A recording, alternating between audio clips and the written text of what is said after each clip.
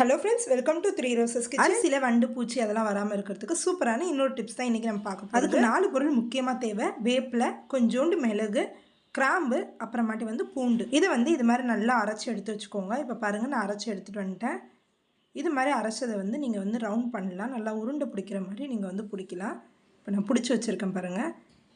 இதை நல்லா ப்ரெஸ் பண்ணி இது மாதிரி பிடிச்சி வச்சுருக்கேன். இதை வெயிலில் நல்லா காய வச்சு எடுத்துடலாம். நம்ம எந்த அரிசியில் இதை போட போகிறோமோ அந்த அரிசியை எடுத்துக்கிறேன்.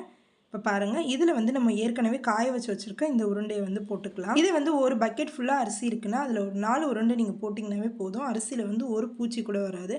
அதே மாதிரி அரிசியில் மாவாக இருக்கும் பாருங்கள், அது மாதிரி கூட இந்த உருண்டையை போடுறதுனால அரிசியில் டஸ்ட் வருமா அப்படின்றது டவுட் இருக்கலாம் உங்களுக்கு.